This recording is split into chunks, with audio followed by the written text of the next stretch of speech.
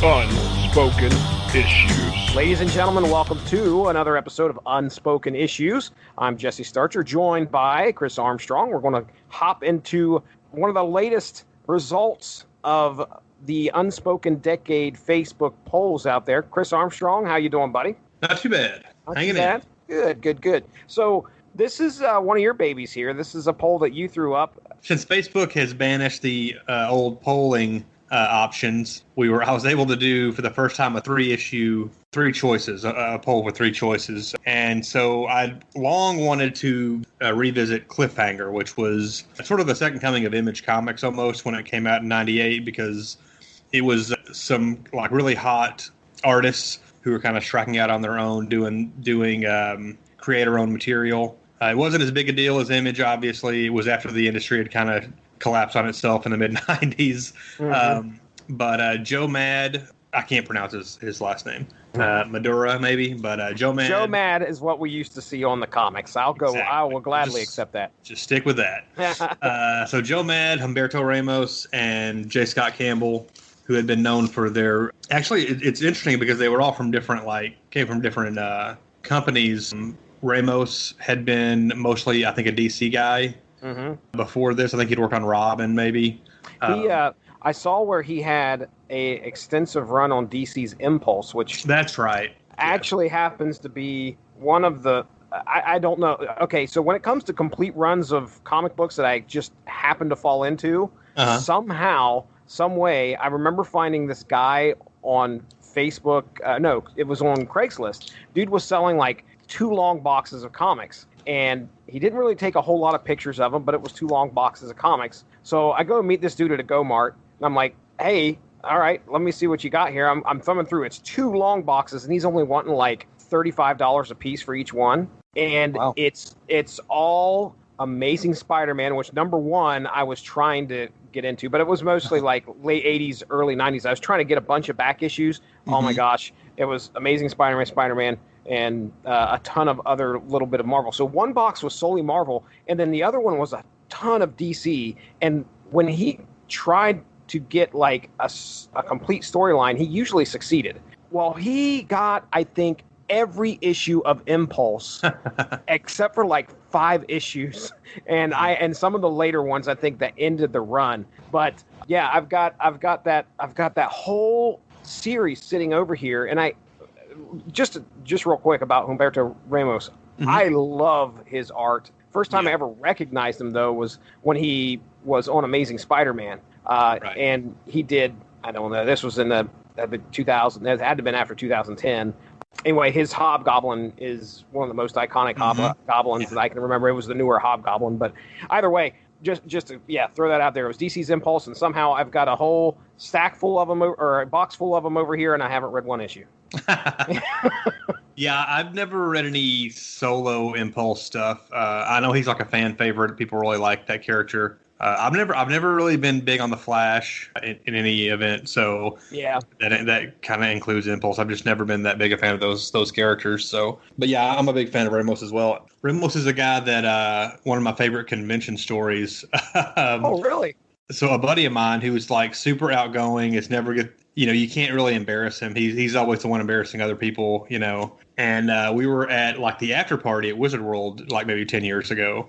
And this guy's he's like the biggest Spider-Man fan I know, and he does not like Humberto Ramos. We would always argue about it. He doesn't like his art style at all. Okay. And he didn't like that he was on Spider-Man. He thought he was ruining Spider-Man. Oh my goodness. And so we're at this after party, and everybody's drunk pretty much. And it's like a dance party thing, like they have a dance floor and stuff. And Ramos is like standing by the wall, just kind of, like a lot of people just hanging out, watching, drinking or whatever. And me and my buddy walk up to him, or like walk past him, and I recognize him. So I stop and I was like, "Hey man," and I tell him I'm a big fan or whatever. And then I put my arm around my buddy's shoulder. I'm like, "This guy hates your artwork." He said you're ruining Spider-Man. And my friend was like speechless. Like he had he didn't know what to say. And it's the only time I've ever been able to like embarrass him at all. And then he basically said, "Well, I really like your Green Goblin though. It's a great design." There we go. And I was like, all right, that's cool. So, and Ramos was fine. He like laughed it off, and he said, "That's cool, man. It's it's not for everybody or whatever, something like that." So good. He didn't take offense or anything, so that was cool. Awesome. But yeah, so yeah, J. Scott he had done Impulse. Ramos had done Impulse. Joe Mad had been really popular on his Uncanny X-Men run, and then J. Scott Campbell I think had done Gen 13 maybe for Wildstorm. And so they kind of pulled their resources, I guess, and Jim Lee, who was running Wildstorm at the time, but it was before they sold the DC, basically gave them their own imprint. So it was under Wildstorm, but it was kind of their own thing. And I really liked all those books, so I thought, well, let's throw those 3 up as the options for a poll and see what people want to hear about. That's right. So J. Scott Campbell with Danger Girl coming in with 25% of the vote. And then it was Joe Mad with Battle Chasers coming in with 25% of the vote. And then Crimson, Humberto Ramos's Crimson comes in with 50% of the votes. So clear winner here. We're going to be talking about the first issue of Crimson. So yeah, you sent over. Surprised. I honestly thought Crimson would be the least popular option, but it kind of ran away with it. Well, let me just real quick, my personal experience with Cliffhanger comics, I unfortunately don't have any. So, like I said, the first time I ever recognized Humberto Ramos's art was on Amazing Spider-Man. So that was just recently. We're talking about stuff that's come out in 1998. I heard of the imprint. I didn't know anything about the books that were putting them out. I think I may have heard of Danger Girl at some point. Danger Girl is the only one that still sees print occasionally. They still do miniseries. Like Campbell hasn't done anything, I don't think, since the original, I think it's 7 or 8 issues. And then they've done a lot of revivals that are like a lot of sequels, miniseries and stuff since then. And I don't think he's ever actually done the art for any of them, but it's something that still pops up occasionally. Okay. So yeah, this was my first experience with any Cliffhanger comics that I had a chance to read. So real quick, I know you sent that over, that issue of Wizard, the February 1998 issue of Wizard, that had the interview there, and you kind of covered everybody, what their books were, and it was Jim Lee that kind of brought them in under Wildstorm. One of the little notes that I wrote down here was, and this is a criticism I think Image gets a lot, but Wizard asked them about not having a writing background. Mm-hmm. Joe Mad says artists are storytellers as well, just tell it in a different way. Now, Ramos, however, he's born in Mexico, so he's got a bit of a barrier there when it comes to storytelling because, number one, he doesn't speak English very well at this time. I mean, he's obviously good enough to get by, but he even says, there's English being a second language, he wants to be able to tell a story, but he needs somebody to kind of help him or assist him on that. And he brings in a couple people that he knew, a guy by the name of Oscar Pinto and Francisco Haumbeck. That's who he mentions in the article, at least, to try and turn his ideas into stories. So, but yeah, I think Image, if you talk to a lot of people, early Image, you're watching artists from Marvel go over to Image and start telling stories. A lot of people will probably tell you that was one of the weaknesses of Image, was the fact that you had artists trying to tell stories that weren't seasoned storytellers. But I think Joe Mad's, I think his explanation is valid. I mean, you have an artist is still trying to tell a story through whatever they're putting out there. So it's not, you can't discount the ideas that these men bring to the table.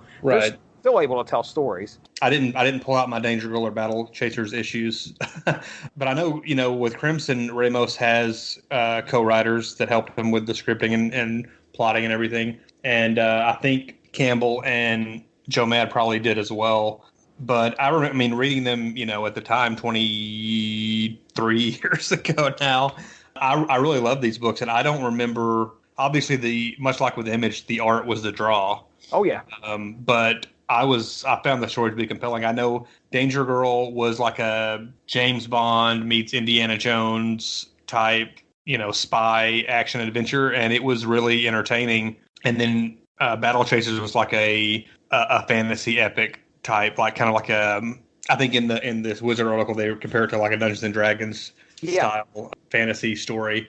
I remember thinking that they were really interesting. So I don't think that they were the writing was necessarily a weakness, but I can see how this interview takes place before anything's even released. So I can see how that's something people were probably worried about going in because of the way Image was received. Yeah. They also mentioned how the three kind of came together. Jim Lee says he knew J. Scott Campbell, which, yeah, we've seen their names together, I think, quite a bit. And J. Scott Campbell was friends with Joe Mad, and they both had ideas for creator-owned properties. So he puts the deal together for Cliffhanger, and then they bring Ramos in. Now, there was a question from Wizard kind of accusing them of throwing Ramos on hastily at the end.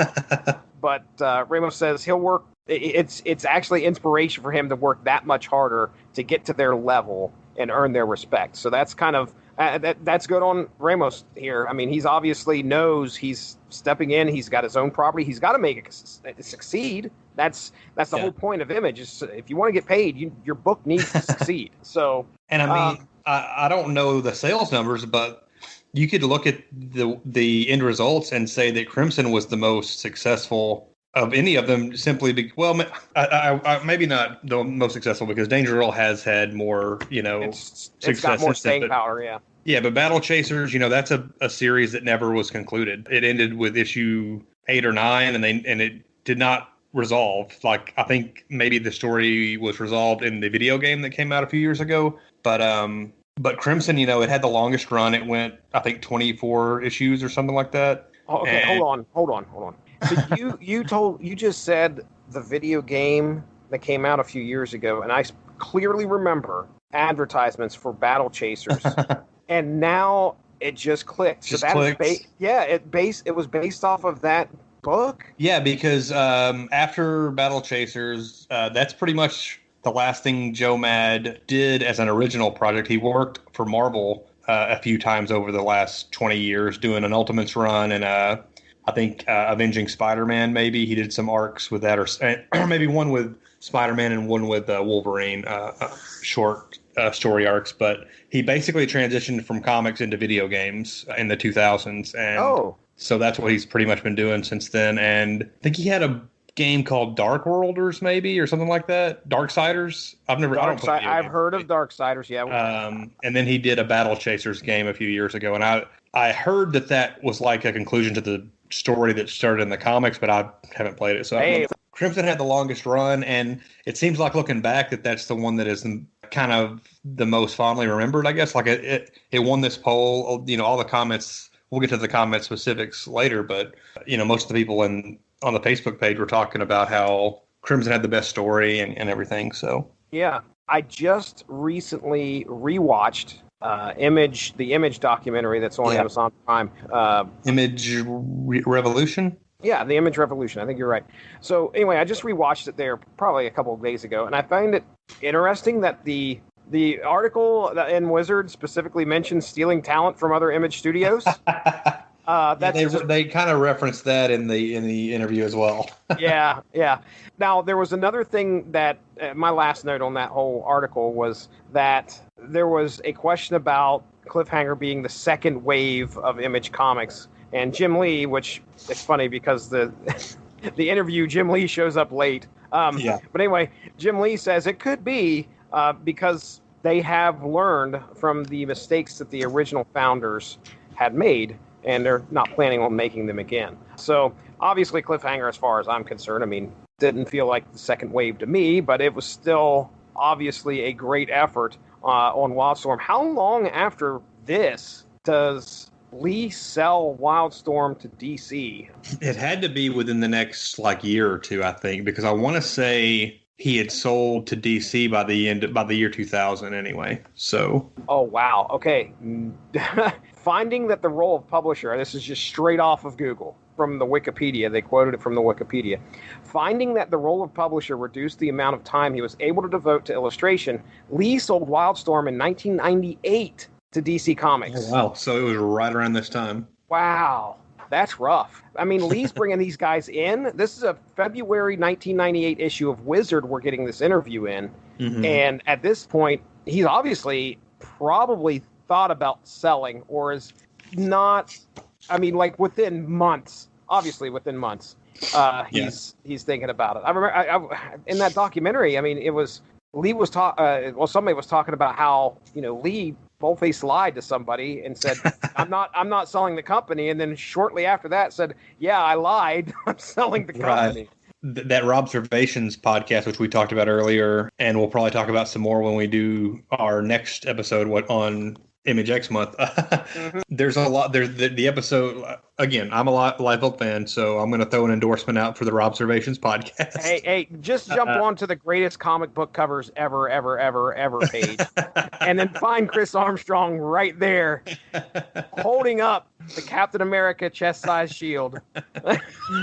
But no shame. No shame. But yeah, there's an episode of the Robservations podcast where he talks about Heroes Reborn, and he goes into a lot of details about Jim Lee and the way that Heroes Reborn thing kind of fell apart for Liefeld. And then he basically talks about how Jim Lee was like on the cusp of taking over Marvel at that time. And then the deal kind of, I'll let people listen to that on their own to figure out all the to learn all the details, but it kind of fell through. And then shortly after that is when he decided to just sell Wildstorm to DC. Unreal.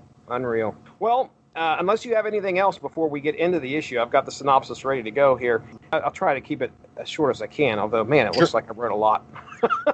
I apologize. But, well, May 1998. So that is, according to what I'm seeing here, the release date of Crimson number 1. So this is titled Dawn to Dusk. Story concepts by Humberto Ramos, Francisco Hahnbeck, and Oscar Pinto.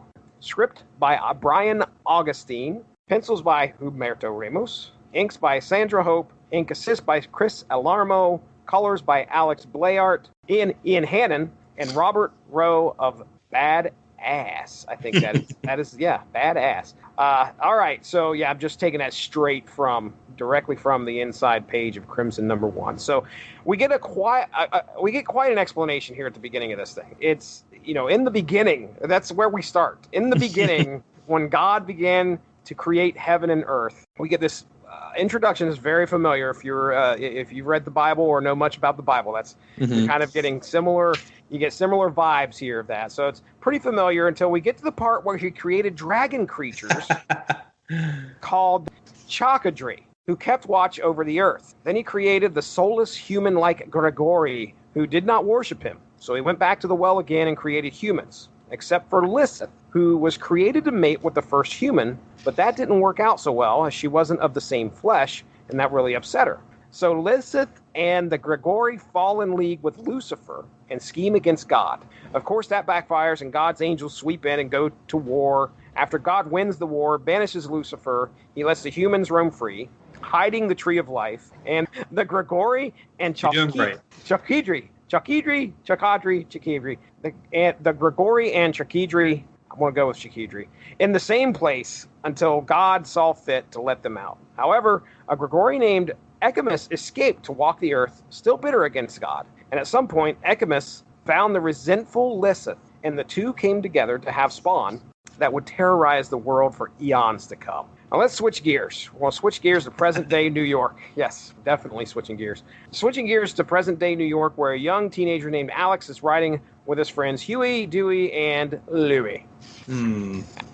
As they are sitting in the car in Central Park, a gang of 6 bikers appear, pulling him and his friends from the car, baring their fangs and drinking their blood and killing his friend. While it looks like Alex is about to be killed, a tall, white-haired figure appears alongside a red-hooded, crossbow-wielding female, saving Alex's life. Alex passes out, and when he wakes, he is in an abandoned church. The one that rescued him is Echimus, and claims to be his protector. But he lets Alex know that, unfortunately, he could not save him from being changed by the bites he suffered, and that Alex is now a vampire. Finding out he is burnt by the sunlight, has an incurable bloodlust, and now has a pair of fangs, Alex leaves the church in disbelief, running into another vampire on the street named Joe. Joe explains he could tell he was a vampire, and he'll show him the ropes, taking him to Central Park to feed on a couple drug dealers. Joe explains he needs to feed, or he could go into a blood frenzy, and that is very bad. Alex cannot hold his composure and runs away. Realizing his family must be worried, he heads back home, but when he sees his sister sleeping, his bloodlust starts to take over, and Alex is off running again. Making his way to the alley in unbearable pain, Alex begins to change again. Apparently, the lack of feeding has sent him into a blood frenzy. At the end of the issue, we see a misshapen Alex passing out in the alleyway. So that is issue 1 of Crimson. So what do you think here, man? What were your thoughts after you read that? First off, let me ask you, I guess, this question. Let me ask you this question. Are you picking this up off the shelf when it came out?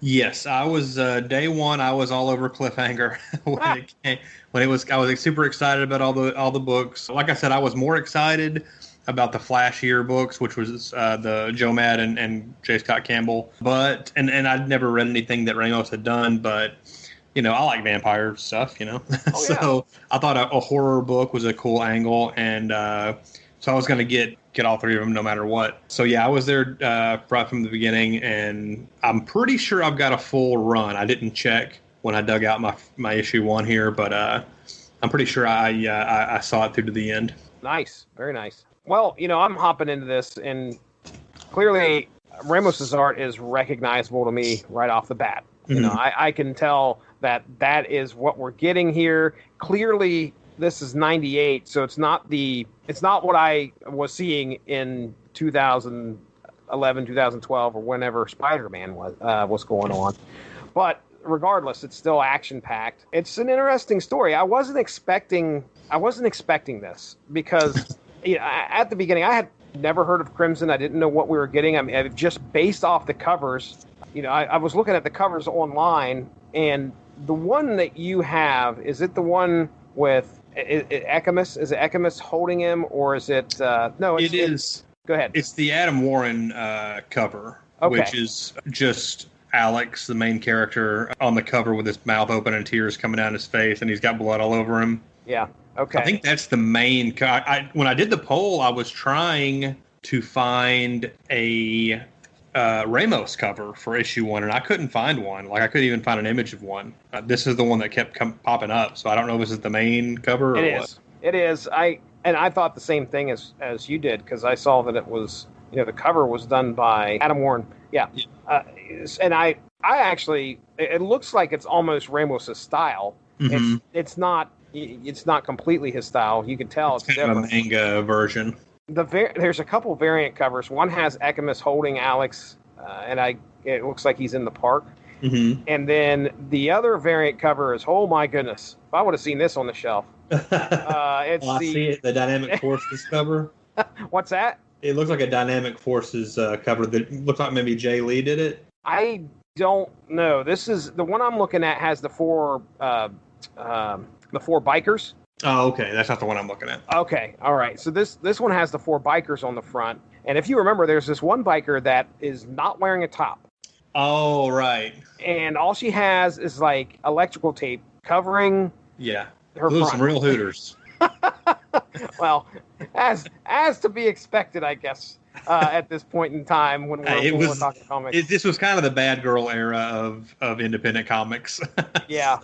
But anyway, I open it up, and I didn't know what I was getting into. We get this beginning part talking about similar events that happen in the Bible, but we're clearly setting things up that's going to be happening later on down the line with this character and all this varied history that is most likely going to be popping up in the rest of the series, I'm sure. One burning question I have, do the dragons show back up the Chalkidri? I don't remember. I think so. But it's been, I know angels show up at some point. It's been pretty much over 20 years, I think, since I've read this series, because I would say, I think it went 24 issues, and I think it came out relatively on time, unlike most Image and Cliffhanger stuff. Yeah. And so I would say it was probably over with by early 2001 or so. So that's probably when I last read it. I don't think I ever went back and reread the whole thing, although I'm planning to do so soon, because I really liked this issue when I went back and read it. So yeah, I expect that they probably did. Actually, I just pulled up Comic Vine's Crimson page, so it's got all the covers to all the issues. It looks like the last issue came out in April of 2001. Okay. And some of these covers have dragons on them, so I'm assuming they do. The amazing thing about this opening sequence is, like, if you're coming into Crimson #1, you probably know, back in '98, you probably know the story that, like, from ads and stuff, it's about a teenage vampire in modern day, I guess, New York, but it's New York, yeah. But then you open these first few pages, and it's like this biblical epics, mixed with like a Lord of the Rings type deal. Mm-hmm. Like, it's just it's kind of nuts the first like 4 or 5 pages, and Ramos really is impressive with the art in these opening battles and stuff with the dragons and the angels and stuff. Agree 100%. When we first meet Alex and the problems that he runs into, they're 2:00 in the morning out near Central Park or something like that, and all of a sudden these bikers show up, and okay, they look human enough initially, but man, when they turn, it's horrific. Mm-hmm. I mean, they're not. This isn't your pretty, just a little bit of fangs vampires. It's almost, I don't know. Did you ever watch Buffy or Angel? No, not really. Okay, that's fine. The change is kind of similar. So when a vampire would change, they'd look really demonic. Mm-hmm. And that's kind of what it reminded me of, but it taken to another level, a little kind bit. Kind of like the Lost Boys? Yeah. Now, see, you haven't seen Buffy. I haven't seen Lost Boys. Oh. I know the references. Gotcha. I know the references. I mean, I've seen pictures, I'm sure. Yeah, I would say similar. I would say similar to that. But either way, Ramos can scare you with some of his stuff, and it looks horrifying. And like it looks like they look normal at first. They start to get ready to feed, and they sprout fangs, and it's almost like their jaws become like unhinged. And it's just really kind of terrifying. It's grotesque. Yeah. It's grotesque. So we see our hooded Little Red Riding Hood. I mean, it's this lady with a crossbow that is able to kind of show up, but she only shows up for like a quick second. And then when Echimus is, I guarantee you I'm mispronouncing that, but I'm going with Echimus. But when Echimus is trying to explain to him that, hey, yeah, you're a vampire now, I don't think she shows back up. I don't think she shows back up for the rest of the issue other than that time to kind of save him. Yeah. So I'm looking through here. Feel free to talk about anything that kind of stands out your way. Yeah, the attack on his friends, it's kind of horrific, like you said, and he's watching his friends get butchered. One of them gets beheaded, basically, with a swipe of the vampire's claws. They really kind of undercut it by calling him Huey, Dewey, and Louie. I was like, well, it's kind of taking some of the seriousness out of it when that comes in. But yeah, it's just it's really terrifying, and like you kind of can relate to like this teenager watching his friends get butchered. How awful that experience must be. There's a bit of, I want to say, backstory with Alex. We kind of learn about how he's struggling in school, and there seems to be, he's obviously a teenager. He's going to have his run-ins with his parents, but there seems to be something else. They don't go into it as far as I know. You could correct me if I'm wrong there, but it's kind of like he feels like something bad is going to happen, or he's just got this dark cloud hanging over him, and no matter what, it's almost like he knows something more is right out over the horizon, sort of. Yeah, it's like it could be like a depression thing. I could see that too, and that's what I thought initially, because his parents were like, "Are you on drugs? Are you on drugs?" Oh my goodness! And his friends can't get him to like open up at all, even his girlfriend or this girl he likes. I mean, I kind of read it as he's a moody teenager and he's kind of insufferable. Okay, but that's kind of how a lot of teenagers are. So, yeah. He says to the girl who was trying to get him to open up, he says, "I'm going through a dark time right now, and no one understands, not even me. So I don't need anyone hanging on me, trying to cheer me up until I know what's going on. It'd be best for everyone if I was just left alone." That's typical teenager stuff right there, I guess. Yeah. But, I mean, anyway, he gets into the car, and I don't know, I think he ends up, I don't know if they're seeing each other and he breaks up with her, but obviously. Yeah, she's not there whenever they get attacked. Yeah. I am calling this guy Echimus. This is Echimus, right? That showed up. Yeah, I think you're pronouncing that right. Okay. My biggest, I guess, I've read over my synopsis and I've looked through the comic again, and I wanted to make sure I got the dude right, because it's interesting to see in the beginning of the story, he's not happy with God. And usually, I say usually, but I mean, usually most people are not happy with God, but usually somebody like that, or a character like that, he goes off with Lysith in the beginning, so I'm expecting him to be a villain, but he comes off very much the hero, in my opinion, on this, in this first issue. So it's a neat way of kind of making a character seem like they're going to be bad, but here they are, they're doing what you would perceive as just, he's doing something to save somebody from going through some torture. I don't know if he had planned to try to save Alex before he got attacked, or if he was just there to make sure that he got him right after he was. Yeah, maybe he was watching the gang. Yeah. Following him and maybe that's how it happened. So, I mean, point of that being is that opens up a lot of like, okay, I'm still intrigued. Why is this, why is this guy doing this? What is his motivations? And of course, poor Alex, at the very end, this is the thing that stuck out to me. He tries to go and see, after finding out he's gone through all these changes, the first thing he wants to do is go home, and he wants to find out, or he wants to let his family know he's okay. But as soon as he gets there, that's when the blood frenzy starts to happen, and he's like, okay, I'm out of here. I don't want to hurt anybody. But he passes out in the alleyway, I think. Yeah, he passes out, and he is like, dude, again, with the disfigurement. That final panel where he's laying there, eyes rolled in the back of his head. He's got the claws coming out. Yeah, it is nasty looking.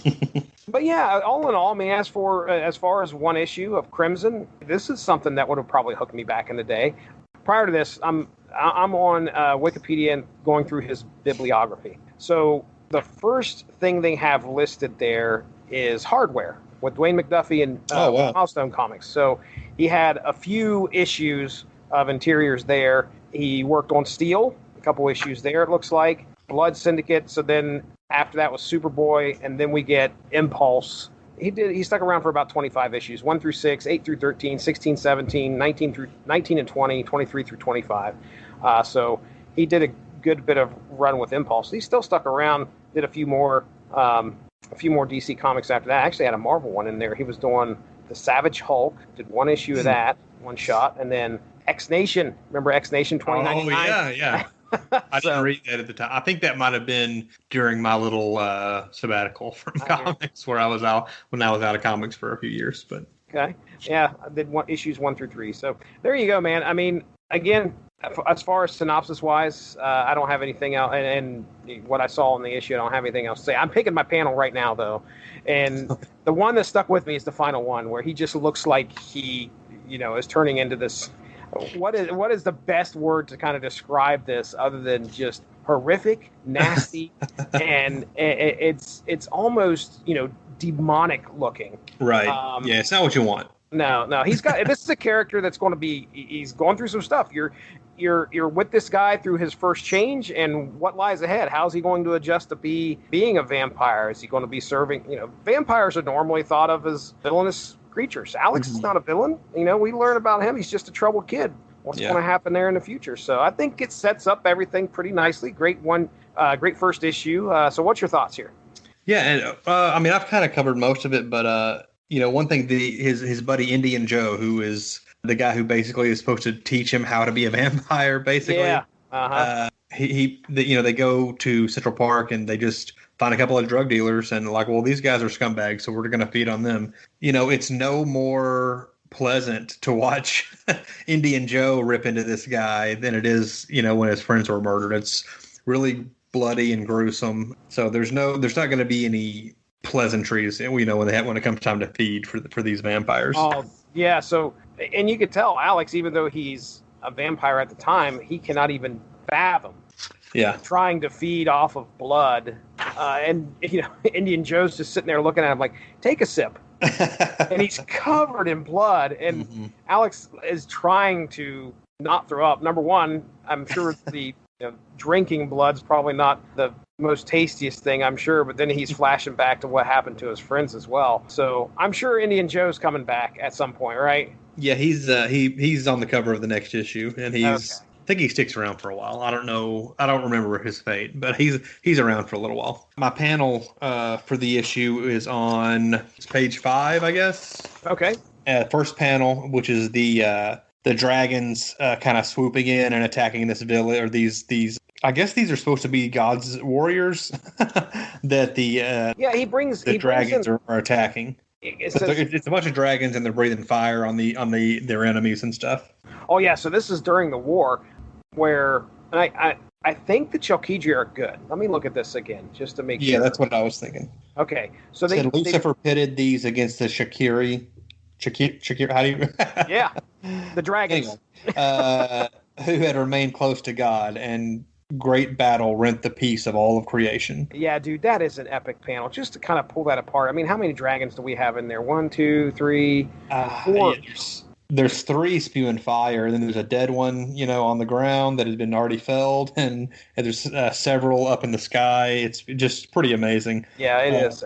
The level of detail in this, it seems like, honestly, I've seen a lot of Ramos stuff. Like you said, he's done a lot of Spider-Man stuff in the last 10 or 12, 15 years, and still continues to do it from time to time. But this to me is like prime Humberto Ramos. The detail in it and the coloring is pretty. It was state of the art for the time, and it still looks really good to me now. Yeah, I agree, man. That's a great panel to pick. Let's go ahead and head on over to the Facebook page, the Unspoken Decade Facebook page. We had some comments about these 3, our poll that was up. I've got them in front of us. If you want, man, why don't you go ahead and feel free. Let's hop into the comments. We got a few comments. Looks like 7 comments altogether. So there's a little thread under the first comment. James Purcell, top fan, says all interesting choices, but I'm voting Crimson because IMO. It's actually really good, or at least I recall it being so. It has been a while. John Ellis responds, it was the only one where the creator actually stuck with it long enough to tell a complete arc. And Brian O'Carroll, also top fan, responds to John Ellis, they completed the story, it came out regularly, and it was a great story, while the other 2 struggled to get 6 issues out. Oh, boy. And John Ellis replies, no argument here.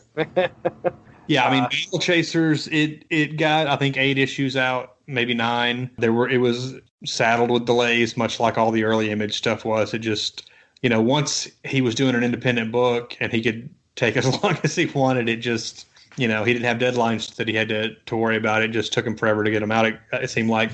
And Danger Girl, it seemed like it also was chronically late, but not as much so. And it did wrap up its initial story eventually. I think it was 7. I think it went 7 issues for that first Danger Girl arc that Campbell did. Well, flash back to that conversation we were having earlier with the February Wizard interview, February 1998 Wizard interview.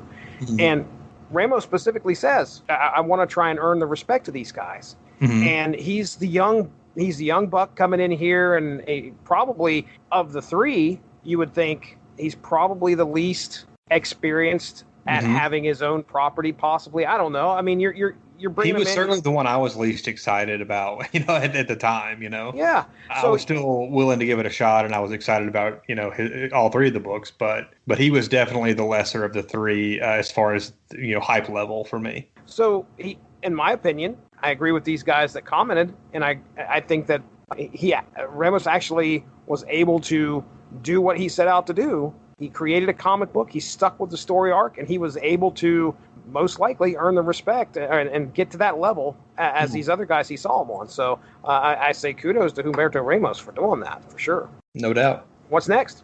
Steve Gerard, also top fan.